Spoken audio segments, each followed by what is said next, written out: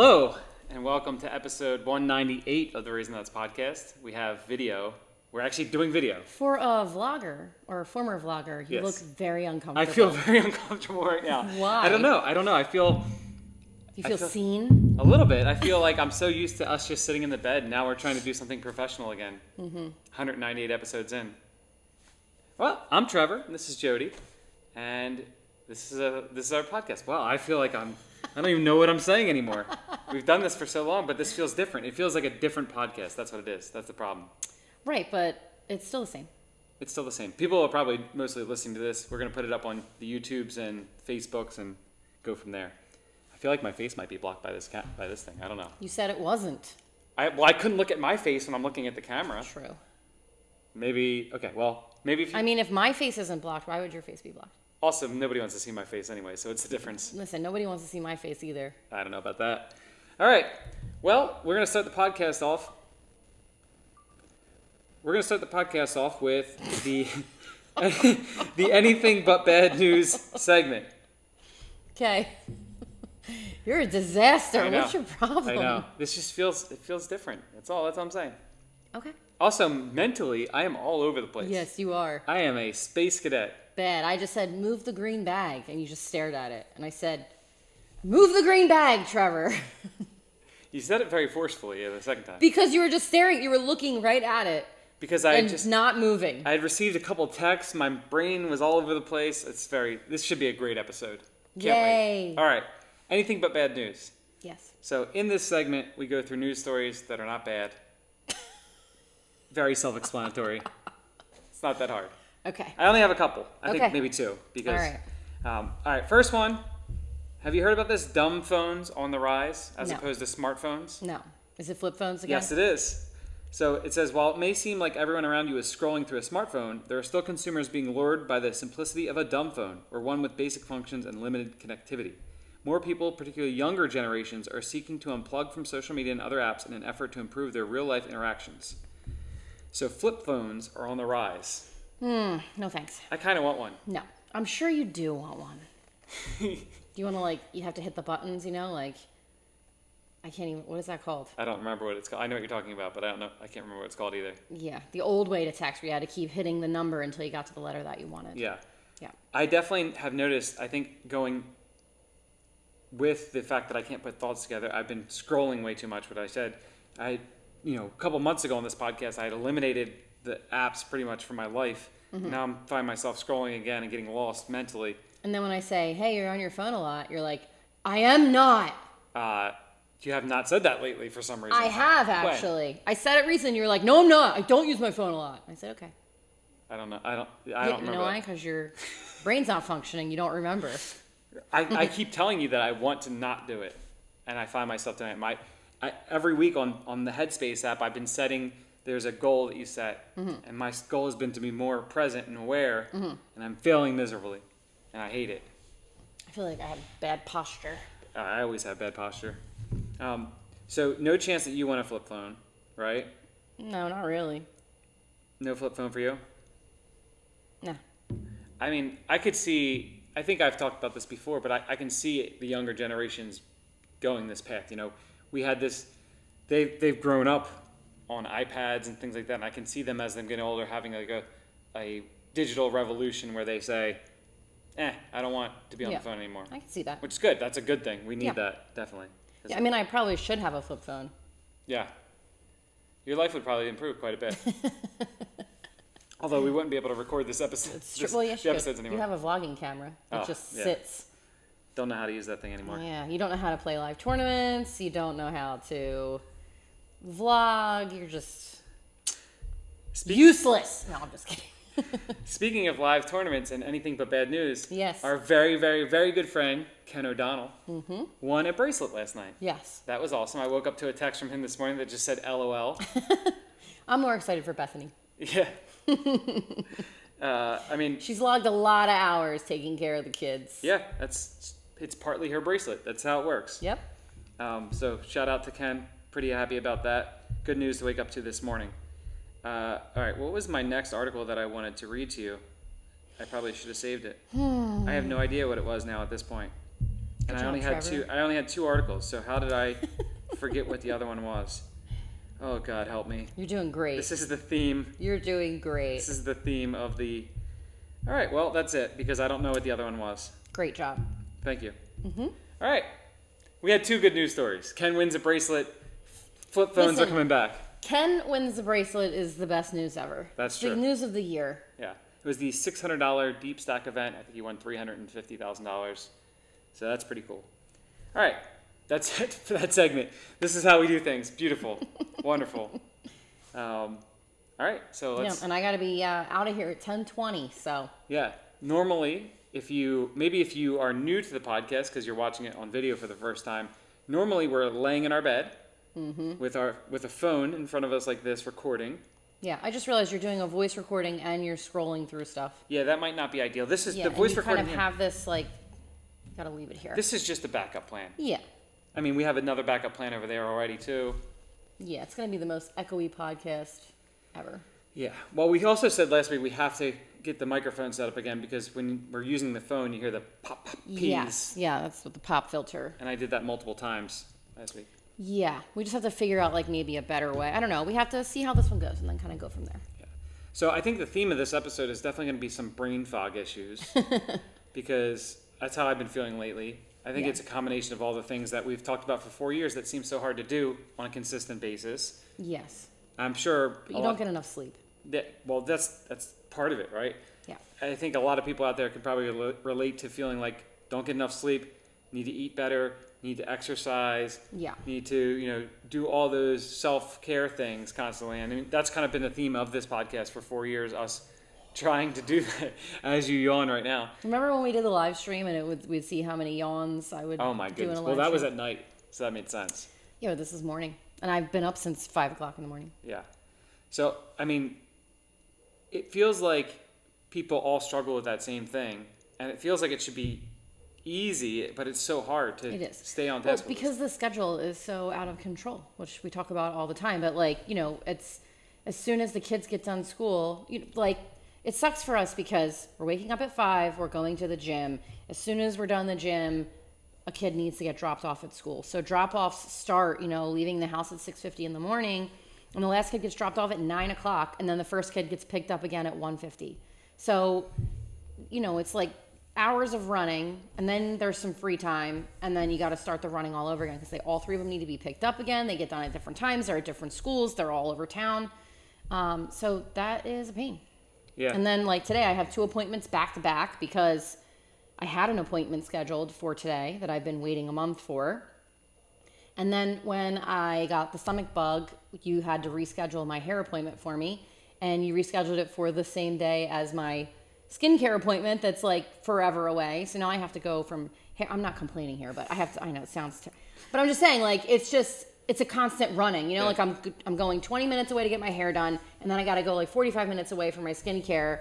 So it's going to go back to back, which is like, great. Yes, I have a facial and I have my hair appointment. That's wonderful. But it's just so much running. And by the time that I get back home again from these appointments, it's going to be time to start after school activities. Here's the thing.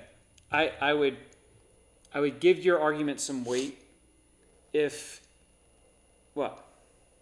What argument? You're saying that it's so hard for us to do these things because of the schedule. Okay. The issue with that argument is that when we have nothing to do or when things are calmer, say the summer, it's still the same thing. Well, that's because once things calm down, you're just like, whew, I just want to take a breath for a second. Yeah, but... And then time gets away from you, and before you know it, school season starts back up again. But also, like, it's not like just because it's summer break that there's nothing to do. We're still working, and the kids are still going to have activities. Cheer never stops, and when you have, this is what I said last night to the moms, like they couldn't wait for baseball season to be over, and I said, well, I'm really sorry about your luck here, but you have Trevor as a coach, and so baseball season doesn't end. It doesn't end. I mean, it continues on. It's not the same. Hold on a second. Andrew has been playing baseball continuously since last spring season. That is true, but not playing games, and he's not doing things 5 days a week. But you still do pickup games and stuff throughout the season. Yeah, like once a week. That's the plan. Yes, and you do practices, and you play. You don't? We did. It was once a week in the off season. Okay. Everything was once a week. Yes. Let me ask you a question. Will Andrew play baseball once per week in the off season? Every day, pretty much. Probably. Every day. Well, that's on him. That's up to him. Anyway, Okay. I get what you're saying, but it's also one of those things that's similar to a lot of things in life where if you do those things, you'd feel better, right? Yes. And you'd be more organized, likely, Yes. with your schedule. We have to be more strict about sticking to our stuff. Yeah. We have about like maybe once every 2 weeks where we say like, okay, we have to do this. Like we have to stick with the schedule. We have to make sure we're doing these things. This is really important. And then you start for like a day and then everything falls to shit again one day later. Our biggest problem is that we married each other. That's our biggest problem, that we married each other? Yes, because neither of us are very good at organization, at scheduling, at sticking to a schedule. Should we bring Trisha in to micromanage us? I can't even talk. That'd be fine with me. Us. I think you would not do well. Why is that? I feel like in order for you to make the changes necessary, you have to decide. You're very similar to... Yeah, but I don't want you to tell me what to do. Right. I don't want my parents to tell me what to do. Mm-hmm. If I had like an assistant telling me what needed to be done and like keeping me on track, that's a different story. Okay. So we get you an assistant. And then the same assistant can work with Cameron. Sure. You gotta don't hit the table. Sorry, you're gonna be making noise. Okay. Sure, yeah, whatever. I don't think Trisha's a good one for Cam. Shout out Trisha. It's not Trisha, it's Cam. Yeah. It's not you, it's her. Yeah, because they're too close. Yeah. Once Cam gets close with somebody, that's it. They become someone that she doesn't want to listen to. Right. She loves Trisha, but I don't know that she'd be able to take direction from Trisha. She needs a a cheer coach or a teacher or something. She listens to them very well. She might listen to Trisha. Yeah. But, she's gotten close enough with Trisha's husband now that it's constant back and forth to the point where I told Trisha this weekend, you know what, I'm done intervening. They're both children together. It is what it is. It's very interesting to see the similarities with how Cameron interacts with people and how you interact with people, because you said for a long time you feel like, because you have a dynamic with lots of people where it's a lot of needling and ribbing and like back and forth, banter, that type of thing. And Cam is the exact same way. Except cutthroat, way more aggressive than I am. Yes. And she goes for like personal attacks. Yeah. Like I will never attack anybody's physical appearance. I don't like that. And I tell her all the time, you cannot make comments about people's physical appearances. Yeah. Stop doing that. I think she hasn't yet developed her repertoire of other ways to banter. Right. So that's her first go-to. Yeah. She also has, since she's been a very young kid, she's had the incredible ability to find your deepest insecurity and then attack that just amazingly. Like, that's just an impressive She goes for the trait. jugular all the time. And whereas I don't do that. Yeah. Like, I may say like stupid stuff here and there, but I'm never going to attack somebody's physical appearance. Right. I do not like that at all. On the other side of things, not the other side of things, but just a nice story about Cameron, because I don't want to sound like we're like... God forbid she hears you say any of this. Okay, that's okay. She doesn't watch the podcast, hopefully. Yeah, she doesn't like to be talked about. She's the same way as Ava. They for some reason, they don't like to be talked about in a positive fashion. I'm not sure if that's a young kid thing now. Well, not that they don't want to be talked about in a positive fashion. They don't want to hear the words, Ava doesn't mind the words, I'm proud of you. Cam does not want to hear the words, I'm proud of you. And if you tell a positive story about her in front of her, she gets embarrassed. Yeah. Well, she's not here in front of us, so here we go. She's not. So this weekend we had a baseball tournament in a town about 30 minutes from us, and Cam came with us on Sunday to the tournament because one of her friends was going to be there at the field, so we figured she'd come and hang out. And she spent a lot of time at the playground area that was in the baseball facility, and she told us a story on the way home. She's the best because she's terrible with names. Yes. And so she'll this morning actually was hilarious. She was cracking me up. So side story. Today is Decades Day at school. Mm-hmm. So she took a little bit extra time getting ready because she wanted to dress like somebody from the 70s or 80s. She looked like Farrah Fawcett with dark hair. Except for... Oh, I said that name to her. So she kept saying to me, what is the girl from that age? Is it Farron Ferret? Farron Ferret? I said, what? She said, like, from, like, the 70s and 80s. I said, Farrah Fawcett? She said, yes!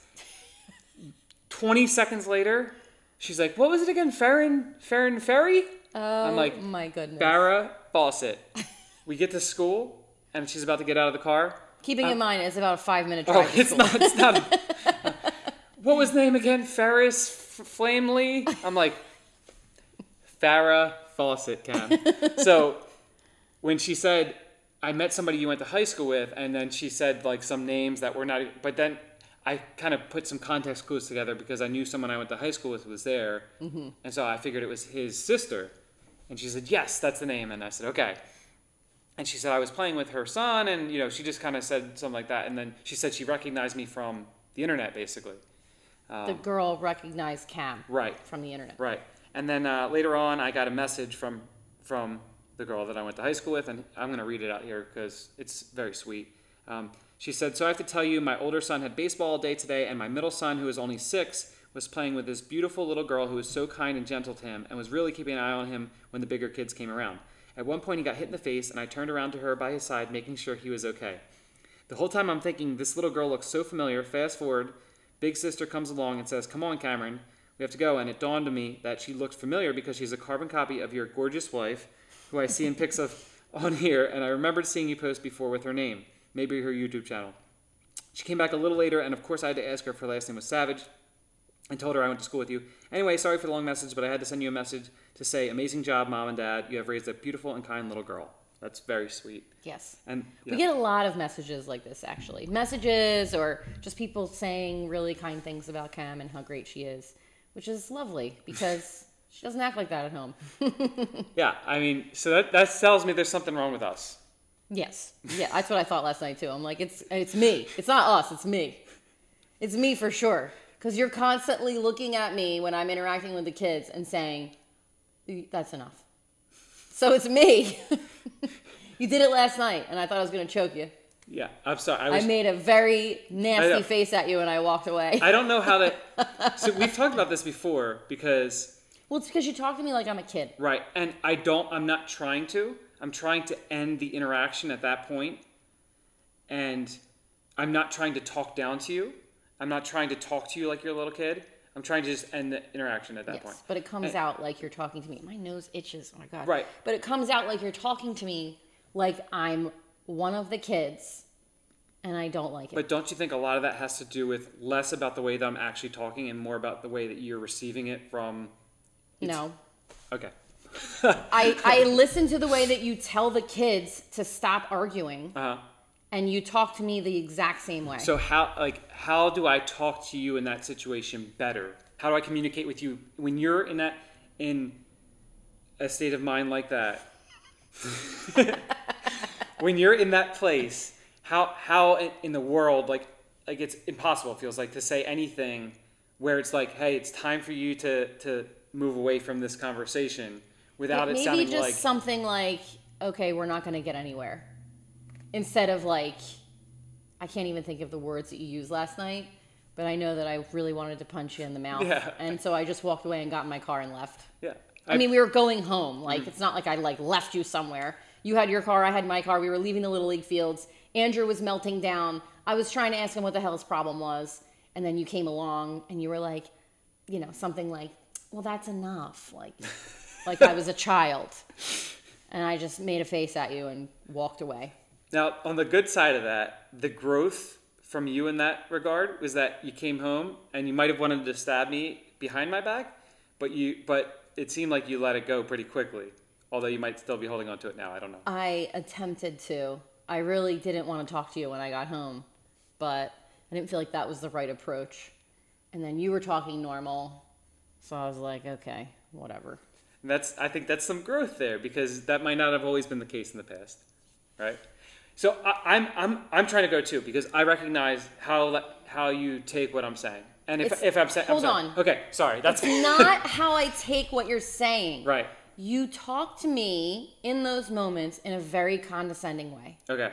And you are also not perfect. No. And you also do things with the kids where I have to say, like, you were yelling at our son on the baseball field last night in the middle of a game.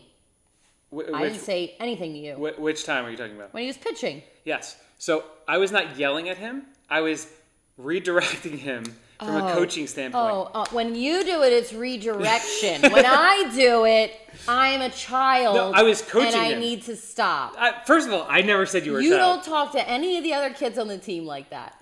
Because here's the thing. First of all, the relationship that you have with your kid on the team is obviously different. I get that. Second of all, I need to redirect his attention because a lot of times, he'll do something and I think he feels like either shame or he's upset that he didn't make a play or whatever that is. And I hope it's not because he thinks he let me down, because that's never the case. And that's what I'm trying to let him know. Right. But your tone of voice, the way that it was coming out, was not like, it's all good, bud. You were like, I don't care. Just pick up the ball and pitch. That's how it was coming out. And Right. I could see his face. He was getting upset. He's a sensitive kid. He was getting upset. His body language he was starting to hang his head on his shoulders. It was clear to me that the way that you were talking to him was not doing anything good for him. Okay, so not a good job by me last night. I can admit that. I need to be better with those things, for sure. And I need to be better with the way that I talk to you in those moments, for sure. I need to figure. That's why I'm asking you now what it is that I need to do. How do I need to approach those situations? Yes, talk to me like I'm your equal instead of like I'm your child. Right, but anytime that I feel the same way when you tell me certain things in certain moments, and I'm like, but afterwards, I'm like, yes, I needed to be told I need to move on from that or whatever. But it feels like there's no, when you're the person that's saying like, all right, enough is enough, it's time for you to stop or whatever, it's going to come out. Like, I don't know how But I don't really have to say enough is enough with you when it comes to the kids. There are times where I have to, that's when you go from 0 to 60. And I just kind of yell your name. And maybe sometimes might have to step in front of you. Not because you're going to do anything crazy, but because it's just getting out of hand. Those moments are exceedingly rare. The times that me and one of the kids go back and forth, usually me and Cam go back and forth, that's not exceedingly rare. It happens daily. Mm-hmm. Daily. So what is it that I do in those moments? I don't know. Oftentimes I just feel helpless because I'm just like, I don't know. I mean, you don't intervene every time. Yeah, I don't. But I feel like I need to. Last night, when you were trying to step in the middle of Andrew and I wasn't even yelling at him. I was asking him a question. And that's when I get really angry because I'm talking to him. I'm asking him a question. And you're cutting me off and telling me to stop talking to him because it's not going to go anywhere. But the way that you said it was the issue. Gotcha. And again, because it's not like I was like flipping out on him. I was asking him a question. He was upset. I was trying to understand why he was upset. And instead of allowing me to talk to him, you wanted me to get away from him and stop talking to him. Yeah. Okay. What? Well, it was only because we had asked questions already, and he was clearly not in the state of mind to answer questions. And then you said, "Well, what are you going to do in a game?" And so I was like, "That's." He said he didn't want to run around the bases. Yeah, and so like it was clear that it wasn't about running around the bases. He was upset for whatever reason. So I was just trying to move on so that he could calm down, and then we could talk to him about that. Okay. But I wasn't destroying his life by saying, "What are you going to do?" No, I know. But I mean, I think also I've told you this in the last month or two, that I've had far more times where I feel not present or whatever, and I'm not reacting in the best way either. Towards you, for sure, a lot of times. And then immediately I'm like, why? I don't even remember what I was thinking. Like, why would I respond like that? That's very out of character for me. And I think it's like, there's no excuse for it. I need to be better in those situations, for sure. I need to get more sleep. I need to do those things that make me feel good. And I think, I think, Old school. Maybe so there's definitely some anxiety issues that were creeping in there that were probably causing some of that too. But I think it just, we've talked about it a million times on the podcast. For me, it always comes down to awareness and being present and stuff like that. And if I'm not, then I'm just like saying things and reacting in a way where I'm like, that's not how I want to react. And I don't feel good about that. So this is good for the video. This is like we're addressing issues here on the podcast. This is what we do. We talk things through and communicate on them and then try to get better. You know, it's like. Maybe we should just fist fight on camera next. We can do that if everybody Domestic. wants to see me get my ass kicked. But I'm sorry. You're right. I'm sorry for last night. I can't kick your ass because this is what Trisha and I were just talking about this the other day. I said, yeah, like we'll fight and stuff, like, you know, joking around. I said, but because she was saying like what she does to Mike, she like drives her knuckles into his knee to, you know, take him down and stuff. And I said, oh, I can do all this stuff. I said, but it doesn't matter because in the end, he's just going to hold me down. Like, you won't do anything to hurt me. You'll just physically overpower me and hold me down. And once you are able to get a hold of me and get me down, that's it. It's done. Once I'm on top of you, I don't stop. That's what you're saying. What? What? No. I'm saying you're way bigger than me and you can overpower me and hold me down. Once I'm on top of you, just lay there, is what you're saying. No, I don't. I fight back, but you're too big. Gotcha. I can't get anywhere. Okay. I was saying, you're trying to turn into something dirty. Yes. Yes, I know.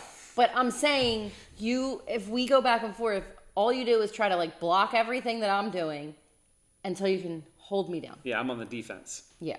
Gotcha. But one of us usually ends up getting hurt. Yeah, usually me. Yeah. No, me too. The other day we were messing around before the game and I whacked my elbow on the door frame and then my elbow was sore for the rest of the day. Rough. Okay. Well, that was a good talk. I'm sorry about last night. Yeah, whatever. Okay. Great. Glad we got that sorted out. It's like when I was laughing when you went out to the mound to talk to Andrew last night. Obviously have no idea what you're saying because of where I'm sitting. But as you're walking back to the side, you went, it was a good chat. It was a really good chat. It is so hard to coach your own kid. It is so hard. And everybody says, I said, when I walked over to the other side, I said to the other coach, next season, we're going to draft each other's kids. Like, all the teams will just draft each other's kids. No, I know. There's a 0% chance that you would not coach Andrew and a 0% chance that he doesn't want you as his coach. No, I know. As much as you two go back and forth and doesn't want to listen, you know that in the end, he's ultimately going to listen. And also, as much as you say he doesn't listen to you, I watched him pitch last night. I watched him look at you as he walked back to the mound every single time. And as he set himself up on the mound, I watched him look over and look for cues from you. That's because he wants me to do signs for him. Right. So I go along with it because it gives him confidence. It feels right. So he feels good listens. doing it. Yeah. Well, then he did also tell me that I called a terrible game and he should have been throwing other pitches instead of the ones I was giving him. And then I did notice that he wanted to pitch differently, and when you asked him if he wanted to, he started throwing strike after strike after strike. Yes. That's what. So what is that? Like, I don't understand that. So the way he learned pitching at his pitching clinics and from our neighbor who is the president of the Little League who kind of started him in the pitching when he first started, because he's been only pitching for like 8 months. It's not really a long time. Is he pitches from the stretch. So there's a lot less things that can go wrong because you're really just coming to one position, leg goes up, goes out, and throw. So what is the purpose of whatever it's called before the stretch? So the windup Yes. would be the other way to pitch. So in that scenario, he kind of puts his left leg out to the left and then turns his body, his leg goes up and then down. Okay. So from the windup, you tend to throw a little bit harder as a younger kid like this because you have kind of more momentum going into the ball. Mm-hmm. But there's more things that can get screwed up in the process because there's more movement. Mm-hmm. Whereas when you're throwing from the stretch, you're just literally coming here and throwing the baseball. And you're allowed to do that? Yes. So in the major leagues, the pitchers pitch from the windup, generally speaking. So there's a lot of relievers that might not throw from the windup, but generally speaking, starting pitcher will pitch from the windup when there's no one on base at all. Mm-hmm. Or a runner on third. Mm-hmm. If there's a runner on first or second, they have to pitch from the stretch because you can pick guys off. Mm-hmm. You know, you can come set and then you pick them off. There's a process to this. So if you've heard the term balk before, yes, I know what that is. Yeah. So if you're from the windup, you can't. You'd have to step off and then throw to the base. Whereas when you're in the stretch, you come set and then you can throw over, and you're quicker to home plate. Mm-hmm. Which is very important because you have to be quick to the plate because these runners steal now. So the amount of time that it takes you to get the ball there, that affects whether they can steal. So that's the main thing there. But he pitched better like that. Yeah, so we only recently started trying to learn pitching from the windup. So he threw a couple of times there, and this past weekend in his tournament he threw from the windup as well. And then so last night he was still having a little trouble finding the strike zone from the windup. And so then at some point I said, just go from the stretch. He said, do you want to pitch from the stretch? And he said, yes. Yeah, apparently he was trying to tell me that's what he wanted to do 20 pitches before that. Okay. Which is, he wasn't using his words to tell me that. Apparently he was supposed to use the telekinesis just to... Well, you're really good at that. True. But yeah, then he threw 3 straight strikes, and he came out the next inning and had like a 12-pitch inning the next inning, and it was much better. But yeah, whatever. Coaching your kid is very difficult. Yes. And especially for him, he does things that we have to work on, where it's just like I feel like he gets upset easily on certain aspects, which I think is a lot of times kids do, specifically with their dads. It's just like, yeah. And I'm like, dude, what I was trying to tell him was like, he missed the pop-up.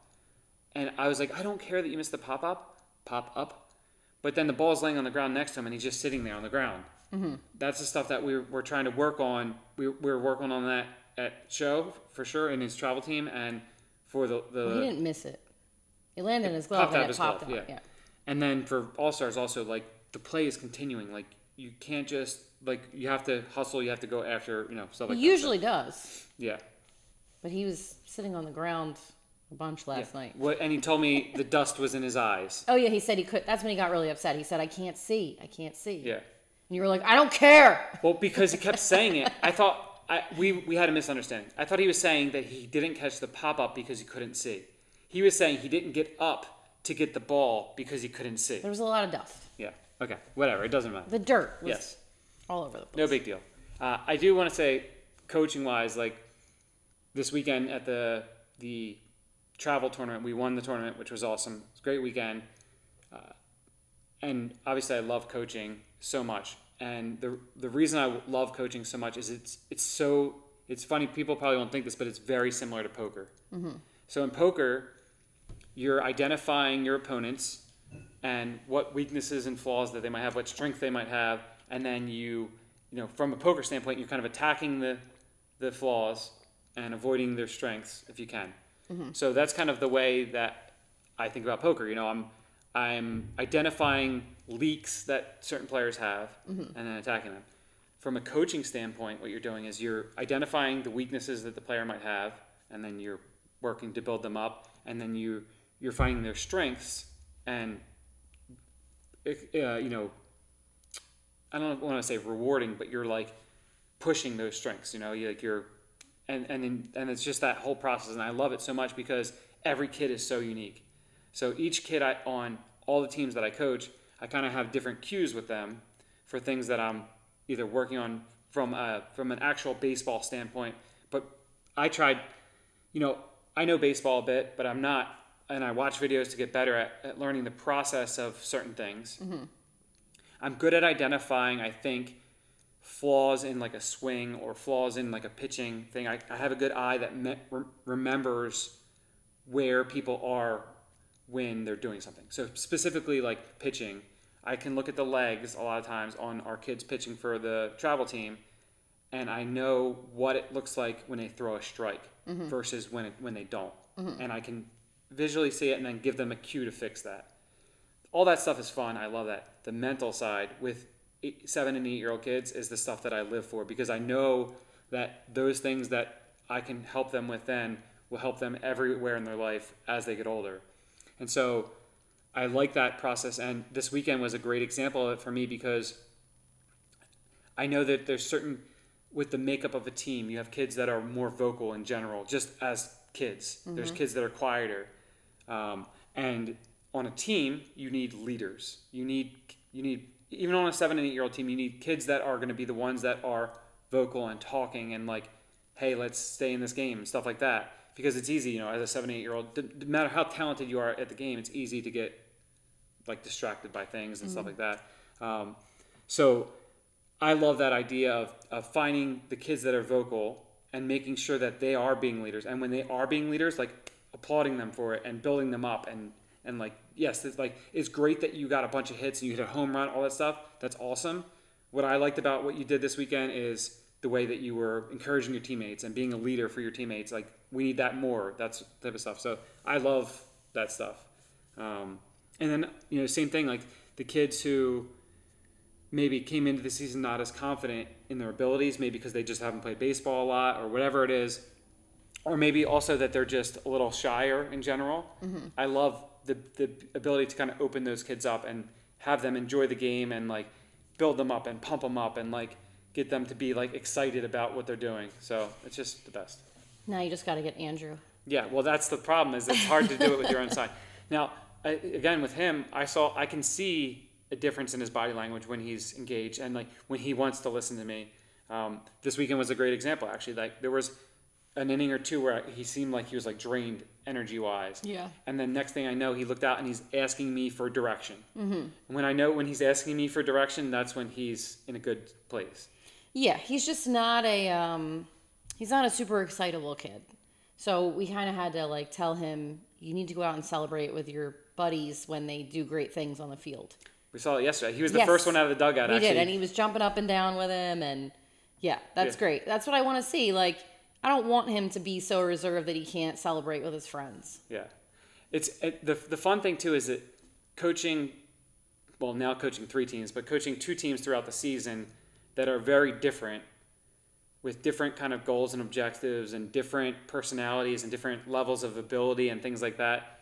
It's a different coaching process, and I love that. Mm-hmm. The way that I would coach the travel team is far different than the way that I coach the Little League team. Right. And the Little League team has been awesome because the amount of improvement that they've shown throughout the season, you can see it, and it's quantifiable from just a standpoint. Like, from a wins and losses standpoint, we started the season 1-6, and we're now 8-7. Mm-hmm. We're in the second round of the playoffs now, which is fun. That's great and all. Like, yeah. But from an individual standpoint, each kid's performance, I feel like, has improved throughout the season. Yeah. From that, and I have no doubt that we have one of the best team energies and chemistry, and everybody roots each other on constantly. Yeah, they're having fun. These kids are having fun. They're having fun, and that's the most important thing to me with the Little League. On the travel side of things, it's like, okay, this is a little more serious. We're here to play baseball. We're here to learn the game. We're here to win tournaments. We're like, it's a total different level of focus. We still want to have fun. Mm-hmm. We still want to do things the right way, all that stuff.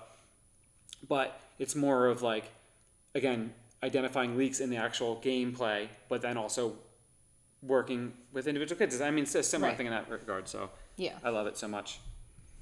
Me too. I wish we could do baseball like 24/7. We do. No, I just want to pump it up a little bit more. Oh, more? Okay. Yeah, definitely. Should we do another team? Yes. Yeah, 4 teams. That would be great. Okay, let's do that. Yeah. All right. Last thing I want to talk about today. Mm-hmm. Unless you had any other topics you'd like to discuss. No, I mean, this is a baseball podcast. We're moving on to other baseball. There's really nothing else non-baseball to talk topics. About. Well, maybe we can make it into a baseball discussion. Who knows? We'll see. Great. I can't wait. So this is a book I read every day. It's The Daily Stoic. I've been reading it every day there's passages for each day. I've been reading it every day for, I think, 3 years now. This is the 3rd year I've had it. I don't remember. Okay. So I thought I was reading this and I was like, this is a good podcast discussion topic because it's something that we talk about a lot. Okay. Well, you have about 15 minutes. That's fine. That's good. Okay. I feel like, on the podcast we've talked about how, what it boils down to is Murphy's Law. Okay. Right? Where it feels like there's always bad things happening or whatever. So when I started reading this, so each month is broken up into a different category. Are you okay? Yeah. Okay. You look like you're not happy about my discussion. No. Okay. This is just my face. Mm-hmm. Yes, we've talked about this quite a bit. Well, now they get to see it. Right? Like, this is... I actually have the meme that I posted is coming up. Like, people tell you look mad, and you're like, this is just my fucking face. Like, this is what I look like. I'm sorry. I have people, like, tell me that when they see me in the pickup line that I look angry. And I'm like, I'm just sitting. I don't know what I'm supposed to do. So then I'm like, now I'm paranoid in the pickup line. I got to be like... Because... And in the pickup line, I'm sitting in my car by myself. Like, so there's 2 sides to this where, like, this is just my face, okay? Like, if I'm just sitting, I guess I look pissed off. I don't know. But it's just my face. I'm not angry. But the flip side of that is that I sit like And then people are like, what the hell's wrong with her? She's crazy. So what am I supposed to do? Like, I don't know, go get a face transplant or something. No, please don't get a face transplant. Well, what the hell? Everybody tells me I look so angry. I don't. You didn't look angry at this moment. You looked like, is this a discussion that I want to have right now? No, okay. I'm just sitting. I'm tired, but beyond that, no. I hear you. All right, so June is problem solving. That's the theme for the month. And the way that... Very engaged. The way that each day is done. So it's June 1st, and then it says, always have a mental reverse clause. And then there's a quote from one of the Stoics. So this one's from Marcus Aurelius' Meditations. It says, indeed, no one can thwart the purposes of your mind, for they can't be touched by fire, steel, tyranny, slander, or anything. And then it kind of gives a little... Makes perfect sense. So then it gives a little explanation of... I know. Of that. I hate these... Mostly because you have me reading... Well, I don't read it anymore. I gave up. But but you would have me reading it in the morning. And I was just like, oh my God, I cannot mentally process this right now. So basically, I'm going to paraphrase the first couple of paragraphs here. But it basically is talking about how obstacles can get in the way. And that it's important to have a reverse clause. So the way of thinking about things is, if you're writing a paper and it gets completely deleted... And that's an opportunity to write it better the next time. Oh my God. I would be livid. That's like my biggest fear all the time when something like that happens. But now things autosave. True. But back in the day when we went to school, they did not autosave and you had to keep saving your work. Yeah. But basically the idea being if something happens to us, there's always a reverse clause, which is something that you can do to make it better, make the experience better. Sure. So the bottom line is it says, part of this is remembering the usual course of things. Murphy's Law states that if anything can go wrong, it will. So we keep the reverse clause handy because we know we're probably going to have to use it. No one can thwart that. So the idea... Two different people here. This is the way it works. I'm like, this is great. Yes, this is how I need to think about things. And this is how I try to think about things. If something goes wrong, then here's the way that we have to handle the situation and whatever. Me too. I think the same way. I mean, it's not easy, right? No. Because your state of mind is usually to be like, why is everything awful? Why does everything have to go wrong? Why can't anything just go right for me ever? I mean, I wouldn't say ever. That seems a bit of a stretch. Okay, that's a bit of a stretch for sure. But, yeah, so I don't know. No, it's because the bad things happen in clusters. And so when it's just one freaking hit after the next, that's, I'm not a stoic. That's tough. When you just keep getting punched when you're down, kicked when you're down, whatever, that's hard. Is it that they always happen in clusters, or is that when something bad happens, you're more likely to see something else bad happen or feel worse about it happening rather than being able to handle it? Because it's similar to poker. So like poker, it feels like there's these massive stretches where it's like, holy crap, I just can't win. But it feels way worse because it feels like you're not, like I don't respond to it great because it feels like it's happening constantly. Whereas like when bad things happen intermittently and stuff like that, then, it's like... Yes, that is the case with some things. But there are also times where actual bad things keep happening. Like, not like, oh, I'm just reacting poorly to this. Like, no, actual bad things like, this happened, and then this happened, and then this happened. Big things. Yeah. And they kind of happen in clusters. So I guess isn't that the idea behind Murphy's Law, that it's like bad things are going to happen?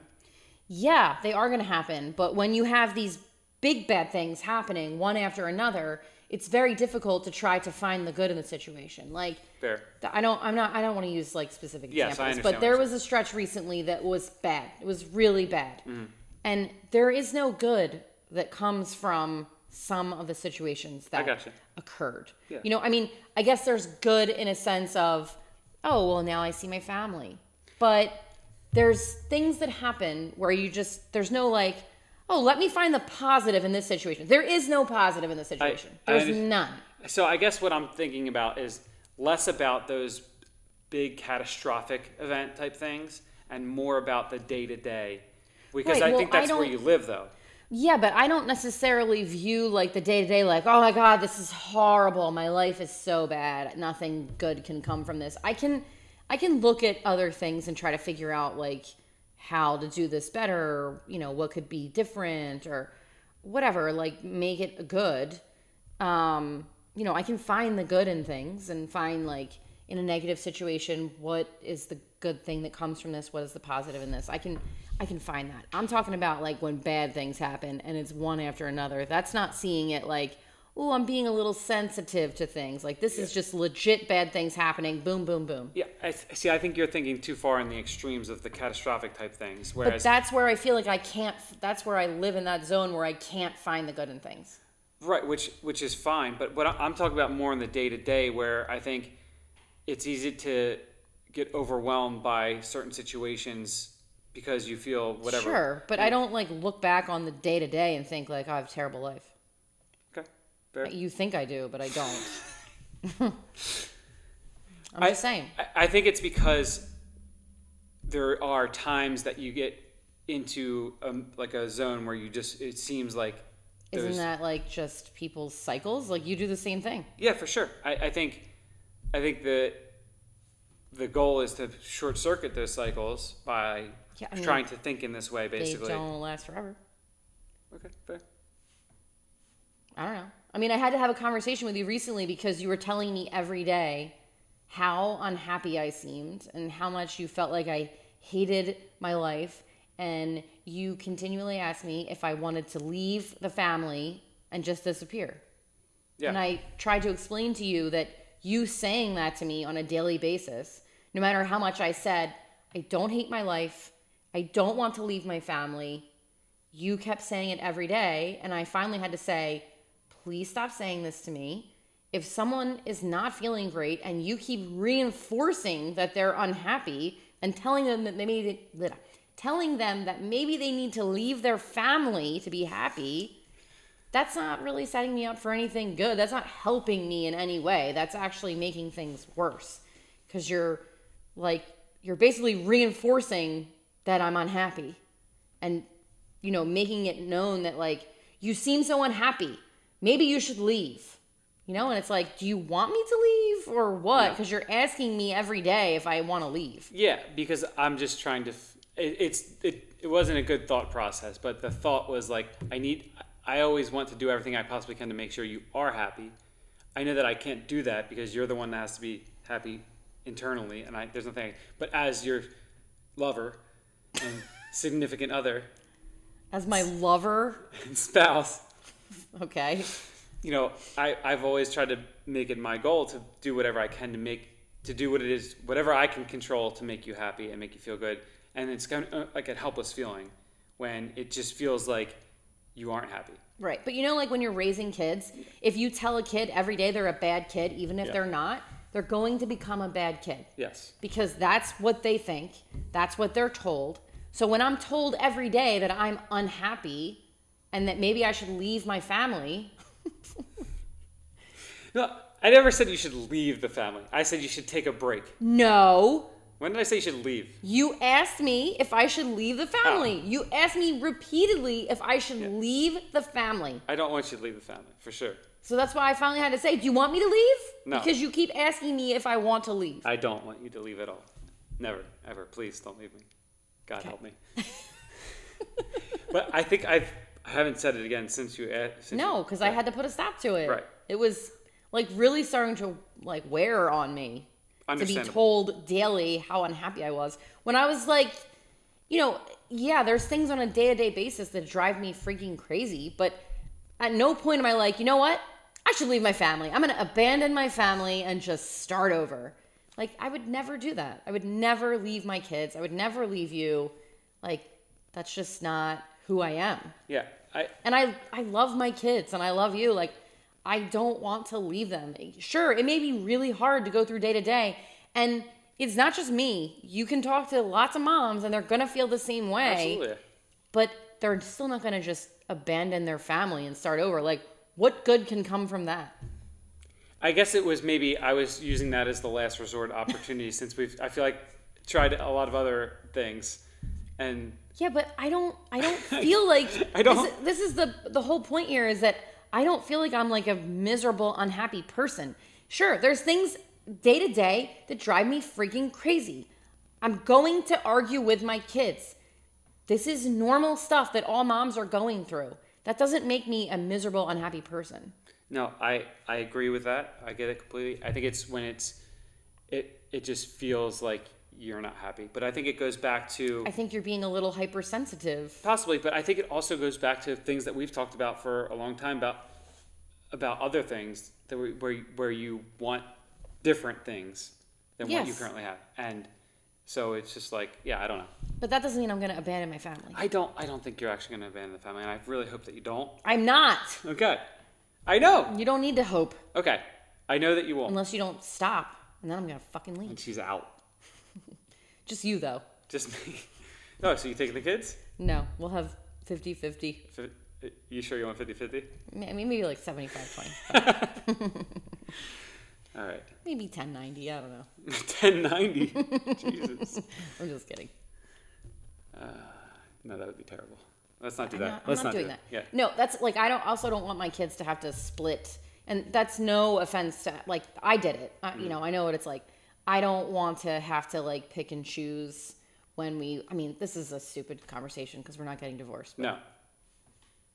Yeah, we need to. I mean, we're not. There's no reason for No, us. 0 chance. 0%. We have the podcast to talk any issues out. This is where we do our therapy, so it's great. Yeah. Right? I hope so. No, it's terrible. I'm leaving. I'm announcing it here on the podcast. I'm leaving. You're not going anywhere. I'm out. I don't believe you. I said maybe we could get divorced just so we could do like a joint custody situation. Do you think that would be better for the kids? No, probably not. I'm just kidding. What if we just did... It's all a joke. We split the house in half. You told me to go get my own apartment. Yeah. Stay married.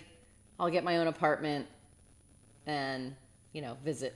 I just wonder if that were the case, if you had 10% visitation, would that 10% be all good times, or would it still just be... No, it would solve nothing. I would have way less time with bad interactions, and so it would just be a disaster. Gotcha. No, okay. and I still wouldn't miss any of their events. Like, I don't miss the kids' events. I go to everything. Mm-hmm. So. Okay, so you're stuck with me. Yeah, I mean, I'm not stuck with you. I'm stuck with the kids. True. I can leave you at any time. That's not cool. Don't say that. If I wanted to, I'm saying. But you don't. No, I don't. Of course I don't. Okay, good. Why would I leave you? It wouldn't even make sense. Yeah. I would never find someone who is better to me than you are. Yeah, that would be really dumb. Don't do that. Same. I was going to say. Same. Mm-hmm. All right. I don't like how you just looked at the camera and smiled. Like, see what I did there? I don't... Ow! All right. Well, we got one hit in on camera. I didn't hit you. I jabbed you with my fingernails in your ribs. Jab into the ribs. All right, we got to wrap up now because you have things I have to do, go. places to be. Hopefully this actually worked on the camera. Mm-hmm. And anything else you want to say to the people out there? Maybe you should tell them where you can find us, because this is maybe some new watchers or listeners. I don't even know. Okay. Where can you find us? Well, info@raisinthenuts.com. You can email us. We did get an email. I have to reply to it. Okay. And so that's for anybody out there watching this. If you want to interact with us and have any comments on the things that we just discussed. That's if you would like to email us. Yes. Send it if through you would email. like to talk to Trevor, most people do. He's Tremomy everywhere. TREMOMEY. If you want to talk to me, I'm on Instagram, jody.l.savage. And Twitter, Jody L. Savage. Don't send her anything creepy, though, please. Oh, I probably shouldn't have said that. That's what gets people to do it, right? It's just the same thing that you just talked about. What? Huh? What? Like when you tell somebody not to do something, or that they are something, that type of thing. Oh, yeah. Yeah. Anyway, okay. Well, I'll just ignore it. So. And I don't know if I'm posting this on Facebook and YouTube, but if I post it in both places, feel free to comment below any thoughts you have on the discussion. And if you want to listen to this instead of watch it, you can go to any podcast player, search for Raising the Nuts, and you can leave us a review on Apple. I think we're almost at 100 reviews. So it was 93 last time I looked. So we're trying to get to 100 reviews, so if you could leave us one, that would be very much appreciated. And we'll be back next week with episode 199. Hopefully we continue to do this. 199, like this. it is. Oh my Yes. God. Okay. Episode 199 next week. And hopefully everyone has a nice week. And we'll see. So if we do it like this, it would be beneficial because that means we're doing it during the day. That's right. You can't do this at night because then you got the kids running around. And you know what they say. It's always better to do it during the day when there's no kids around. Is that what they say? Yeah. That's super weird. I mean, for me it is. Yeah, I know, but like, that's not nobody says that. Oh, well, I just did. So there we go. You said you know what they say. Well, they is me. Okay. All right. See you everybody next week. Bye.